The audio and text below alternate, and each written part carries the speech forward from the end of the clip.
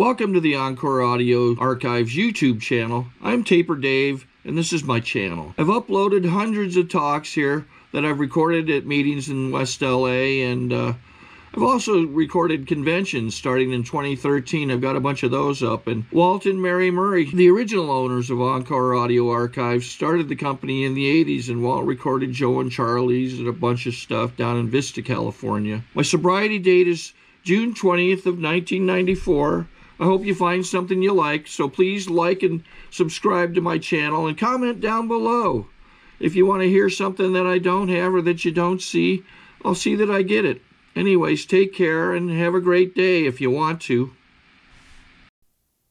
Now let's welcome our main speaker, Greg B.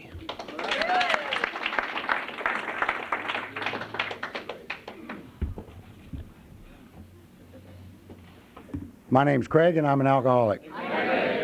I would like to thank Jim for asking me to speak here tonight. It was a pleasure to be asked to come here. I did not set you up. I'm going to have to listen to him all the way back to Carpinteria. The story's going to grow at our home group. It's going to be ugly. It'll be ugly. But I am an alcoholic, so I belong in this room. If you can tell from the way I'm speaking, I'm not from around here. I'm a Texas boy. Oh, good. We're everywhere now, aren't we? We're getting the hell out of that heat. I'm a third-generation Texan, but what's important about me being up here tonight is I'm also a third-generation alcoholic. I'm originally from Waco, Texas. No, I did not know David Koresh. That's all people seem to know about Waco now, but we got a fine university there, and it's a good place to get drunk, and it's a good place to get sober. Congratulations to all the chip recipients tonight and the birthday lady. I'm very proud of you. I was probably born an alcoholic. My daddy was an alcoholic. Like Johnny Cash said in that song, he left home when I was 3, and I didn't know him much. And then my mama proceeded to dance through a couple of marriages until she married the man whose name I now carry. And by the way, I identify myself as Craig Belknap. If you're ever in Carpinteria, California, the only Belknaps in the phone book there are all related. So if you need to find a meeting, all you got to do is pick the phone up and call, and I'll direct you. Also, I'm semi-retired. I'm usually to be found in the mornings and the evenings at Starbucks in Carpinteria. This becomes important later on because of my sobriety, because the life I live today is nothing like the life I used to live. In any case, I was born, Daddy left home, Mama married a guy, she divorced, we moved around, she married another man. I'm growing up amongst all this changing daddies and this, that, and the other, and I'm not going to tell you it was a dark and stormy night when I was born and give you all the diaper changes and everything else. But I hope we'll have a little fun, and I certainly hope I can bring a message to you. My mama raised me on Dr. Peppers. I lived on Dr. Peppers. By the way, Dr. Pepper was invented in Waco, Texas. That's another little tidbit you don't... It's not, we have a museum there. I've never been to it, but it's there. Because Dr. Peppers was my drink of choice till I was about 16, and my good buddy Frank Cheatham Webb III, who also, although deceased now, was a member until the day he died of Alcoholics Anonymous. Frank introduced me to women, girls, cigarette smoking, but most importantly, drinking. We had people who, you didn't have to be real old in Waco. It's, if you could just tell a story, you could get beer. And when I drank my first beer, it was like, what the hell am I doing with Dr. Pepper? This is magic. This is magic. The taste wasn't great, but what it did for me, like I'm sure it did for many others out here, was it just magically changed me. I love that stuff. And much like Steve was sharing with you earlier, it was the equalizer. Not equalizer, it made me better than. And that's something I had never felt like as a stepchild. Also, until Mama married the man I was, whose name I now carry, man I love very much, who also came in this program before he died, we were pretty much white trash. And suddenly, we were elevated into some money. And so I felt even more out of place. But alcohol was it. Like Steve was talking about, I'm the guy that you always saw hanging around the keg. I learned to tap the keg. I learned to drain the keg. I volunteered to pick it up because You could get started on it earlier, and volunteered to take it back because there might be some left. And I never understood why people quit drinking to leave the party. I got myself a bar book to learn how to make drinks. So, of course, I'd be asked to be the bartender because that gave me instant access to the alcohol. But having said all that, I didn't get any real problems when my drinking first got started. Although I was drinking, as I look back now, and I did when I did my four-step, more than anybody else around me. Now, I get off to high school, and although I'm a stocky guy. I wasn't an athlete. I got to looking around, and all my buddies were athletes, but I got to looking around and I thought, I'm going to be a cheerleader. And I was. I don't get hurt. I don't get nasty and sweaty. And when the football game's over, the girls hug me. Because those athletes are nasty, but they're going to hug me. Plus, I'm sitting down on the field looking up their dresses at the game. And after all that, I get to go out and party with all the athletes and my girlfriend. We all get good and drunk. And so I just tripped right on through high school. I guess I was popular. Made my way off to college. Now, that's where I had a little hiccup. When I got to college, my daddy, I wanted to go to the University of Texas. Now, Waco's halfway between Dallas and Austin. I wanted to go to the University of Texas. My dad, told me that I couldn't go there because it's too big a party school. So I picked Texas Tech, which is Lubbock. That's 5.5 hours from Waco if you drive slow. But it's far away. Well, let me tell you something. After I got back from Vietnam, which come a little later, even Baylor University, the big Baptist university in the state, has a party crowd. Well, I found those people at Texas Tech, too. And my first semester there, I made good grades because I wanted to make sure Mom and Dad were comfortable. After that, I started partying. And I partied hard. Now, I'm 58 years old. So this was back in the mid-'60s. Well, there was something going on in the mid-'60s, which a lot of you probably don't have any personal experience with, but Vietnam was cooking up pretty good. Now, coming from a conservative town and a man my age, I had grown up as a young man with John Kennedy. And he had said a lot of great things, and I believed all those things, and he was killed. But I believed in those things, and we were involved in a little thing called Vietnam back then. And I'm sitting in college, and I've been there about a year and a half. None of the fraternities would have me because they would invite me to the rush parties. I'd get drunk and do things that they didn't think would make me fraternity material. Being a good alcoholic, I just said, well, screw you guys, I don't need you anyway. But I found a little group of boys who drank like I did, and we had a good time at Lubbock. But while I'm going along here, I'm not making good grades because I'm partying a lot, but I'm also bored. I grew up with John Wayne movies, war movies, all these crystal clear issues and flag waving and the good music and all this kind of stuff. One of my stepfathers had been a master sergeant in the Army, and I hated that bastard. But while Mom was married to him, I was hanging around military bases and stuff. And so I decided I was going to quit college and go in the military and go to Vietnam because I wanted to do what was right by my country. But being a good alcoholic, I didn't want to join the Army like my stepdaddy. I wanted to be a Marine. So I found a Marine recruiter, and I went in there to him, and I said, you know, I have a draft deferment, but I want to quit, and I want to go to Vietnam. I want to kill communists. He said, you know, I think we can work that out for you. So I dropped my deferment. I joined the Marine Corps. That's the first time I came to California. Everybody west of Mississippi comes out here. So I ended up at MCRD in San Diego, California. I wasn't there 3 hours. I knew I'd made a terrible mistake. But I stuck it out. And this is April of 1967. By April of 1968, I'm laying out on the road outside of Quezon bleeding to death. So in a very short year, I got my dream, what I thought was my dream, come true. Now what's important about that is this. Naturally, in between time before I went to Vietnam, I partied hard with all the other big tough Marines like myself. Now, I was a Marine rifleman, and I got sent to a company that was up in Icor, which is the northernmost part of South Vietnam. And I found out real quick that John Wayne had lied to me, that there wasn't any glory in war and there wasn't any of that stuff. We just wanted to stay alive. Now, contrary to urban legend, at least in my unit, there was not a whole lot of drinking or drugging going on up there because we were out in the field most of the time. We were up at Quezon and Con Thi and places like that. And although war was not 24 hours a day, the very threat of it and the shellings, it was pretty tense. And they didn't give us a lot of time to screw off. Now, when they did, I got drunk. I got good and drunk. And I smoked my first joint there and didn't like it. Because of when I'm drunk, I don't know how to handle myself. When I was stoned, I said, no, I'm not doing this anymore. But in any case, the other important part of that is I had grown up as an Episcopalian, which is Catholic light, for any of you who don't know. I've been an altar boy, or we call them acolytes in the Episcopal Church. And I had a pretty strong adopted, because my dad was an Episcopalian, a pretty strong religious, somewhat childish idea of who God was.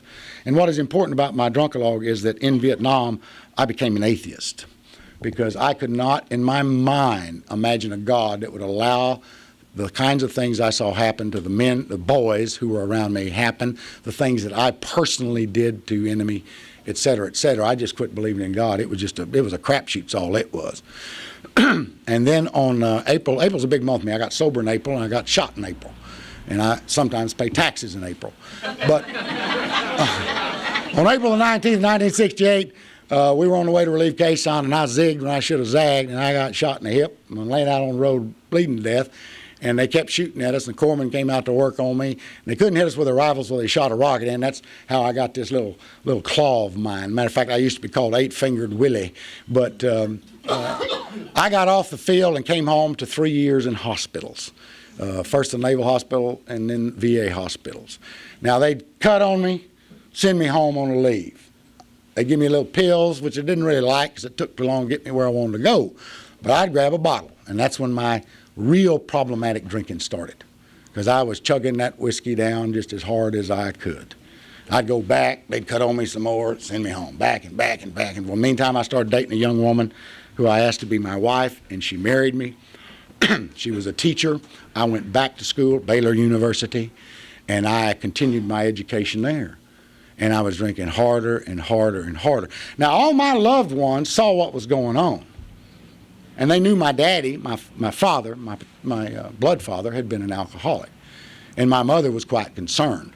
But all of us, I'm firmly convinced alcoholics are super intelligent people. We may not all be educated, but we're smart. And we have this native intelligence.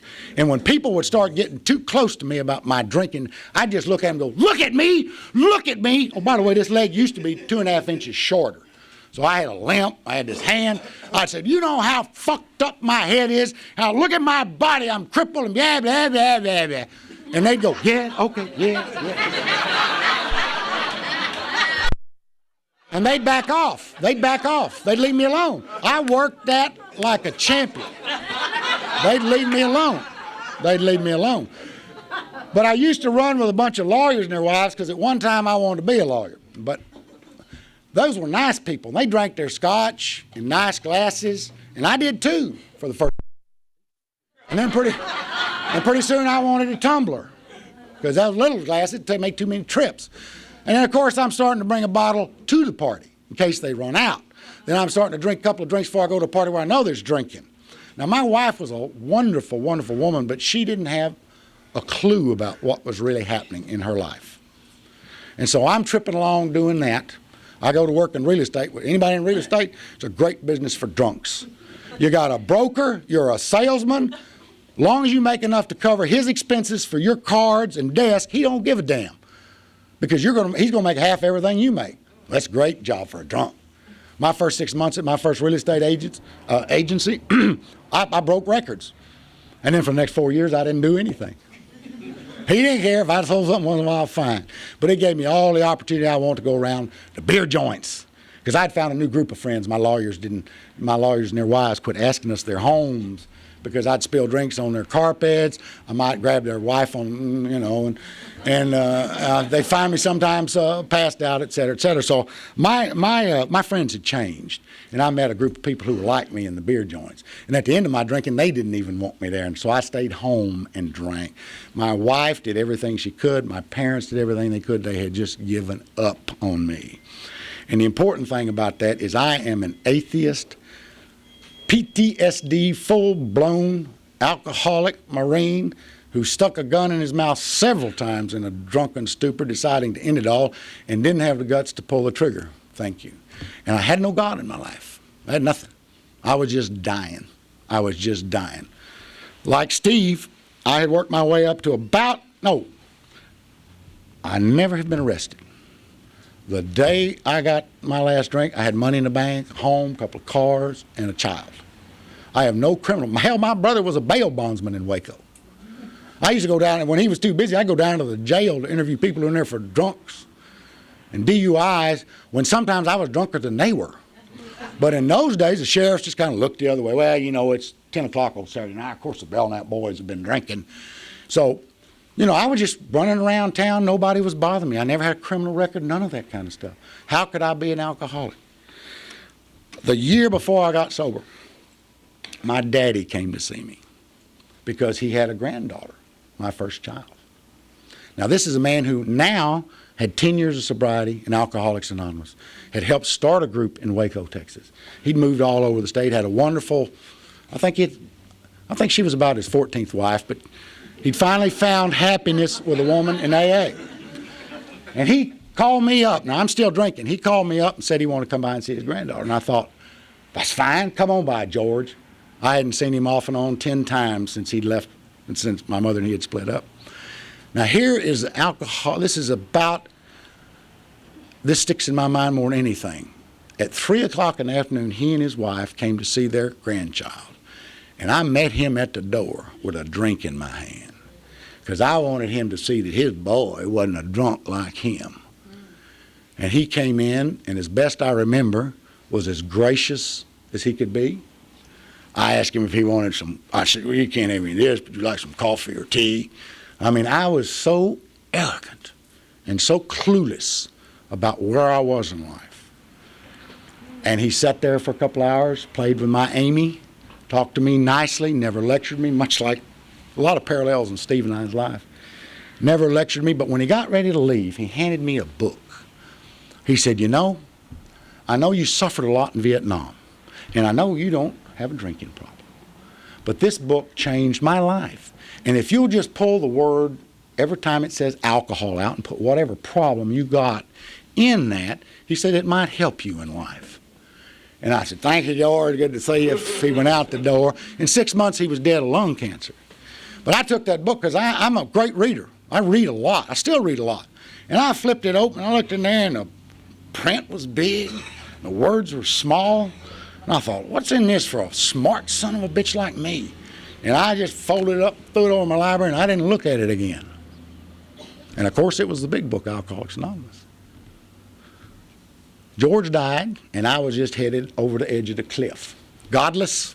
Nobody in my life knew what to do with me. I hadn't had any problems yet. And last 6 months of my drinking, I was doing about a quart of vodka a day. Well, that God I didn't believe in believed in me. I had a cat by the name of Abercrombie, the meanest Siamese that ever walked the face of the earth. I had left Abercrombie's testicles on him for about a year, let him have a couple of litters, and then I had him snipped, and he never forgave me for that. So I'm out there one day, and I'm real good and drunk, and Abercrombie was an inside cat. And he got out the back gate somehow, and he was out there, and I hear this fight going on. I go running out there, and Abercrombie's having a fight with an alley cat. Now, I'm a drunk with one leg 2.5 inches shorter and this claw, so I'm not stupid. I grab a stick, I break up the cat fight. And here comes the stupid part. The alley cat runs off. Abercrombie stops. And I think, well, I'm going to take him back in the house. Well, what I didn't notice was his tail was still about that big around. All the hair on him was still standing up. And he wasn't looking at me. He was looking where that cat had run off to. And I reached down there and I grabbed him by the back of the neck. Now, I've had people wonder if I ever tried to commit suicide because of the scars I have on this hand. I grabbed him with my good hand naturally. Well, he proceeded to whip around on me and start biting me all the way to the bone and raking me. Now, you got to understand, I weighed 250 pounds of drunk alcoholic, 3 o'clock in the afternoon. I'm out there with this cat biting me, blood's running. I'm banging at him with this. And I had learned in the Marine Corps, if any of you have ever seen the first part of Full Metal Jacket, the way that Marine drill instructor talks, that's the way they used to talk. They can't do that anymore, but that's the way I talked. And I'm out there, my neighbors are coming out. I'm hitting fur, blood, everything's flying. Well, what I do is I go I finally get him loose. My wife comes out. She's horrified. I go in the house and say, I'm all right. I'm a Marine. I'll take care of it. I go in there and I grab the alcohol, not the drinking kind. I grab isopropyl alcohol. I clean it up real good, and then I grab the alcohol I need. I need this for medicine now. And I continue drinking. Well, the next morning I wake up and his hand is about the size of my head. And I know I got a problem. So I go see my doctor, who had been my baby doctor. Man known me all his life. Well, I hadn't been around to see him for quite a while. But I got to go see him now. So I get in there. He tells me he's got a terrible infection. I'm going to clean it out. I'm going to shoot you up with some antibiotics. I'm going to give you some pain pills. He said, and I want you not to mix the pain pills with alcohol. And by the way, how much are you drinking? Well, you know me, Doc. I'm a heavy drinker, Vietnam. You know, I'm just... He said, when we get this hand business fixed, we're going to talk about your drinking. Yeah, right. You're not going to see me again. Well, I went home that day. And I got bit by that cat on April 25th, 1977. And I went home that day, and I didn't drink. I just took those pills. Not as prescribed, but I took those pills. Well, 2 days later, I start to get up, go in my kitchen, and I notice there's some fishing line on my kitchen floor. I don't fish. But I thought I ought to pick it up. And so I reached down there to pick it up, and it wraps itself around my hand. It starts going up my arm, both sides. And I go downstairs and try to pretend like everything's okay, but I'm trying to get this damn fishing line off me. My wife says, what's wrong? And I said, I don't get this fishing line. And she's going, fishing line? Well, for some of you who've been around, I was 29 years old and I was in the early stages of DTs. Now, for those of you who don't know about DTs, the first part of it's just hallucination stuff. That ain't bad. It's strange, but it ain't bad. Before the evening was over the next morning when I was 12-step, I had rats and snakes and crabs, monkeys, Willie Nelson, Waylon Jennings, remember? I'm a Texas boy. Willie Nelson, Waylon Jennings, and their bands were in my closet playing music. Well, it was a party. It was a party. But the next morning I wake up and I slept nude. I still sleep nude. It's not pretty, but it's something I do.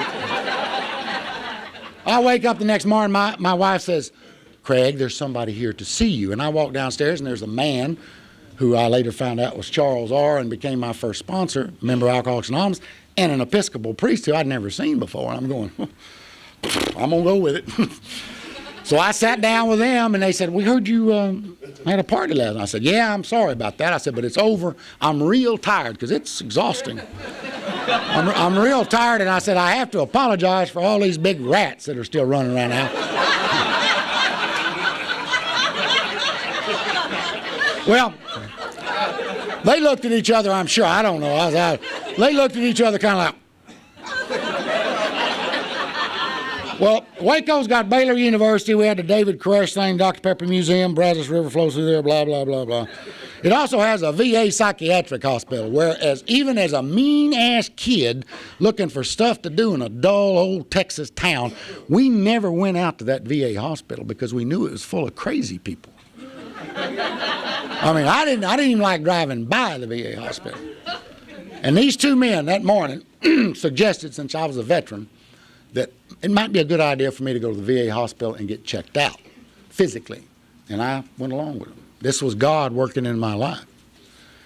I got out there. They took my blood pressure. I don't know what it was, but it must have been bad because they said, we need to put you upstairs in ICU. And I told my wife, honey, bring me some books. I'm going to be reading a lot. I'll be here a couple of days and I'll be out. They took me upstairs. Now, this is the bad part of DTs. What happened to me next? They stuck a catheter in my penis, an IV in my arm. Oh, hell, I didn't feel it. An IV in my arm. They loaded me up with Valium and Dilantin because now what happens to you is you go into convulsions and seizures. And they knew I was on the threshold, and for 2 days, that's what I did. I stayed on an IC unit for 13 days. I saw 2 other men die in DTs from their hearts seizing up.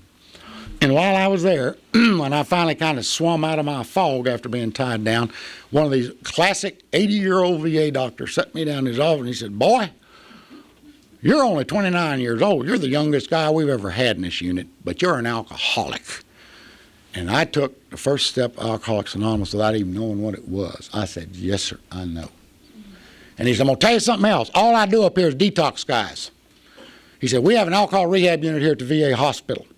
I'm a scientist. I don't believe in God. I don't know what they do over there. But he said, I know the guys that go over there and complete that program sometimes don't come back here. Are you willing to do that? I had a wife, kid, money in the bank. And I said, yes, sir, I would be. And so they let me off that ward to my first AA meeting, which was an in-hospital meeting. And I was over there in my little paper slippers and my little, the little gown is open the back. And they gave me a little robe to wear. And I'm sitting there, and Charles R., who was my sponsor, showed up at that meeting. And I was so out of it still that when they asked if there were any newcomers, he had to punch me in the back and tell me to stand up.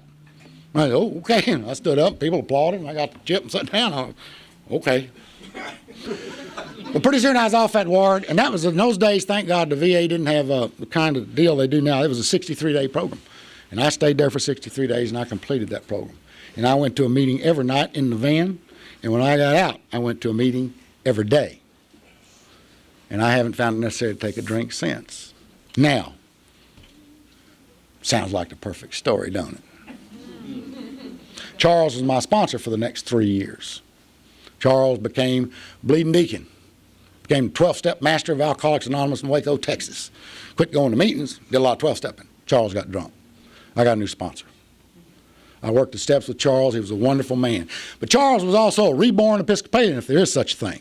He started coming at me with Jesus. And I said, Charles, if you don't get the hell away from me with that, I will get drunk.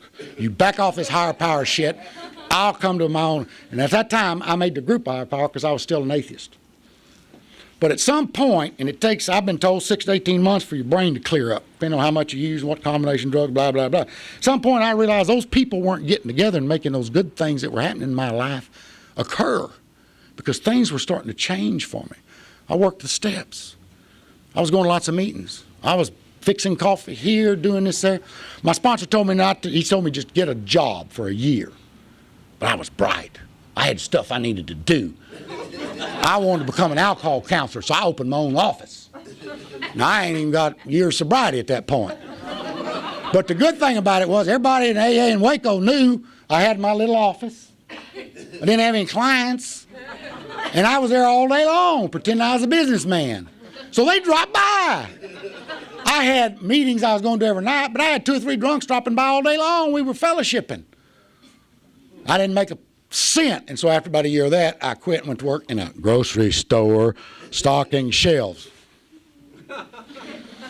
Fortunately, a friend of mine owned it. It was a little great. He didn't mind me breaking too much stuff because I wasn't a good stocker. But I also had a clear head and decided that I wanted to do something to give back something, and I decided to leave the real estate business and phony counseling business and get serious about this. So I went to work in the nonprofit end of helping drunks, which is what I did till I moved out here to California for money. I worked in nonprofits. I eventually became the director of a council on alcoholism in Waco, and I liked it. It was clean because it was information and referral, and I got to wear a suit and feel big, and I wasn't making much money, but I liked it. And I was on the board of directors of the women's rehab center there in Waco, Texas. And we fired the old director, and they asked me to take the job, and I said, no, I won't take that job, but I'll run both of them for you till you find somebody. Because I had gotten all the program I needed to keep me sober, but the ego thing was a problem. I was a big shot. I was smart and young. Nobody my age had ever been through that program. I was the youngest guy around. I had big stuff to do. So I ran both the Council on Alcoholism and the Men and Women's Rehab Center there in Waco until I fell in love with working with drunks on a more personal level. And I quit the council and went over there. I'd had a son by now, so I've got 2 children. And I'm a big dog in Waco, Texas. Mm-hmm. And then the snake came in. I've been sober a long time, folks. But the only thing I've done in all these days I've been sober right is not drink, because I have done everything else wrong. I started stepping out on my wife with 3 or 4 years sobriety. Then some folks from Dallas came down and said, we got a women's program in Dallas. and we've had to fire our director. Would you come up and interview for the job? Sure. Well, as you can tell, I'm pretty good on my feet, and I got good instincts, and I talked them into hiring me, although I didn't know anything about women in recovery. And I became the executive director of Nexus, a women's treatment program in Dallas, Texas. And I didn't know boo about it. But I was smart enough to hire women that did. In the meantime, I divorced my wife and married another woman that I'd known from high school, Camelot kind of deal. And I'm starting to become a big dog because I am young and I am smart. I'm going to meetings. I got sort of a sponsor in Dallas. He doesn't bother me too much because I got a lot of meetings I got to go to. And so I'm starting to build a reputation. I get on some state committees and I become president of this, president of that, blah, blah, blah, blah, blah. And I start seeing other women. Now, I never lied to them. I told them I was married. I told them I was married and I wasn't leaving my wife. This is just good times. Because I'm cheating on my second wife now. I'm rotting inside and I don't even know it. I'm clueless. Once again, I worked that first step 100%. I didn't drink. But I missed some of the finer details in the rest of them. Because I'm becoming a big shot. I really have a hard time making meetings because I'm in Austin, I'm here, I'm there, I'm doing this, that. But I'm talking to lots of drunks, other people in the business. That's the same, isn't it? I don't have time to sponsor anybody. And I'm getting a bigger and bigger and bigger reputation. And I managed the pinnacle of my life in the nonprofit field was when I managed to put together a big package for my women's program. Big package, $1 million grant, $650,000 from the state to move my little 27-bed facility into this big thing. And then my board screwed around until I had to give it up. Well, being the good, sober man I was, my attitude went to shit.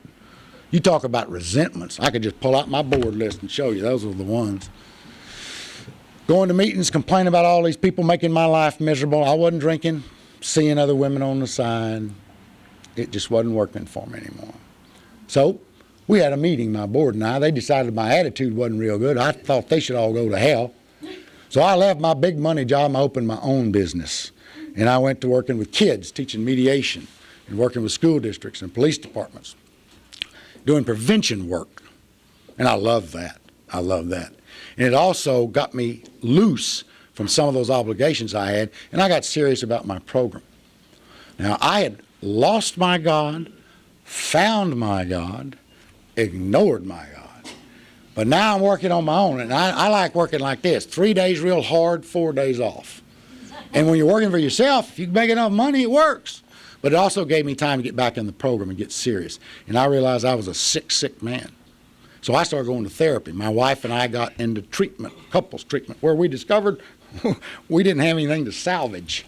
So we divorced. But by now I'm starting to get back on my feet and becoming sober, not just dry, and starting to practice these principles in all my affairs. And I start going to therapy, relationship therapy. My therapist told me something, I want to pass this along because it's important. I know that we have problems in AA with each other, the sexes do. It's been my observation. My therapist once told me I'm a red convertible guy. I said, what the hell do you mean by that? He said, you have a blank check to buy any car you want, and you walk on this car lot, and all you see is the red convertible. He said, you want a certain kind of woman. Now, up until this point in my life, I never dated, slept with women in recovery. I had learned that at Nexus. All the women I was running around with were civilians in Dallas. But they were all red convertibles, and I was having problems. I kept telling him, I can't find a good woman. He said, well, that's because you keep finding the same woman. He said, you got to get down inside yourself and do some work. He also knew about recovery. And I did. And I started dating women one at a time. I'm single now. I had my little business dating women one at a time. Now, I had been doing this for a while. Now, I'm in Dallas, but I don't like Dallas. I know y'all love L.A. I hate this traffic. And Dallas is not as bad, but it has its moments. And I was ready to leave Dallas. 20 years there was long enough. And I told myself I wanted to find a companion. I wasn't dating women in AA. I never did that. And I wanted her to be real attractive, have lots of money, No kids. I got 2 kids. No kids. She had to look good in blue jeans and a T-shirt and no makeup. That's what I wanted. And, of course, she had to be a Texan. And I was ready to move to Austin. My father, Mr. Belknap's family lived in South Africa. He had 3 kids. My stepsister had told me that she had a friend that lived out here in California. And if I was ever out here, look her up. I came out here, looked her up. She was married. Took them out to supper. Went back, thought she's attractive, but... Well, I'm back out here again for business. She's divorced. She's in the program.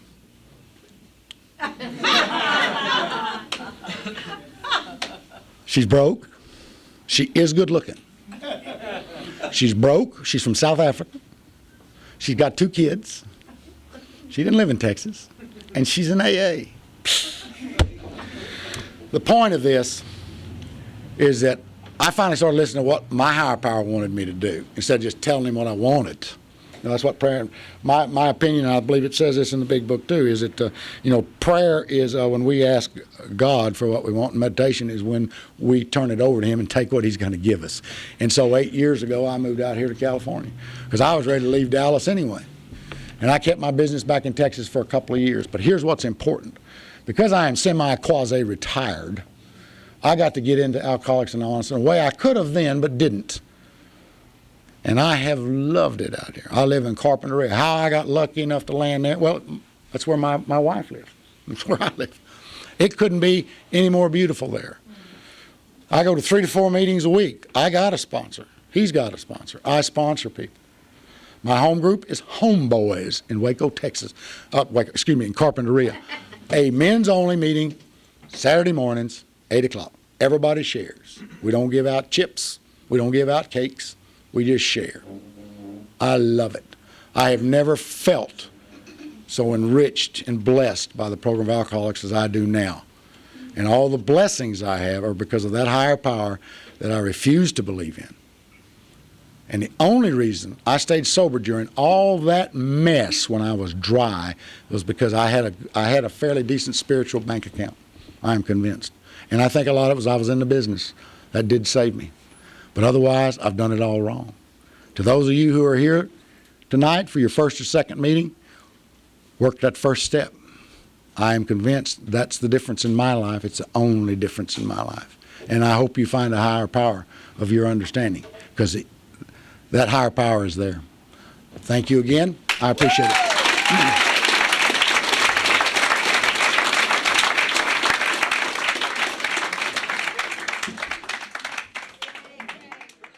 I think we got a great talk going on here. Thanks for watching the channel. Taper Dave here.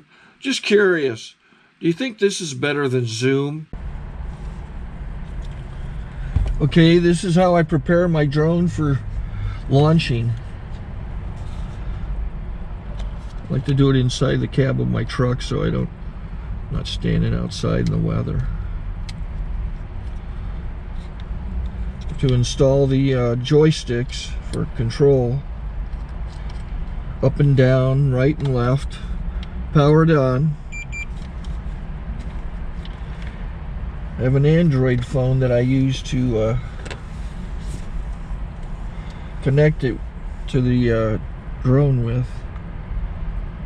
And it's actually controlled through the iPhone, through an app. Oops, wrong way. It's actually controlled through the iPhone, or through this Android phone, through the app. It's actually controlled through the Android phone, through an app, and you connect it through this short connection right here.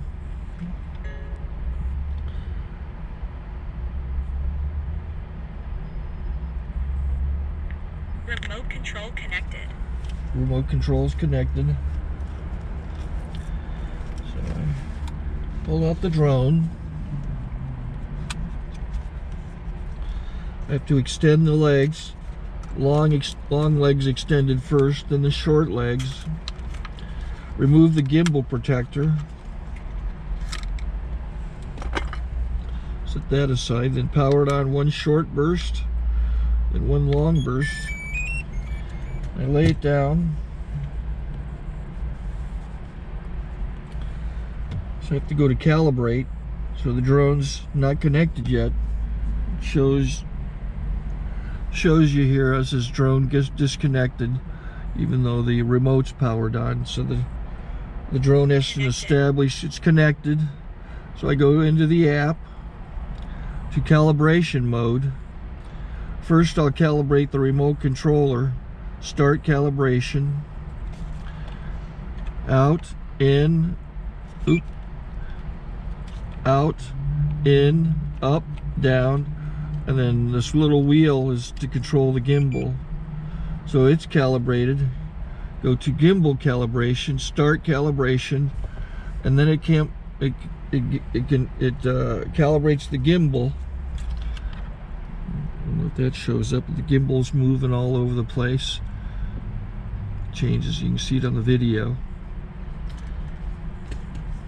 And I'm calibrated to take off. It's acquired 7 satellites at the moment. There are 26 satellites up in the sky, which it has to acquire before you can take off.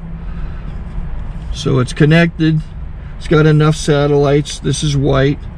I can go to press this little arrow button, swipe right to take off, and it would start the motors if I slid this to the right. But I'll wait till I get outside.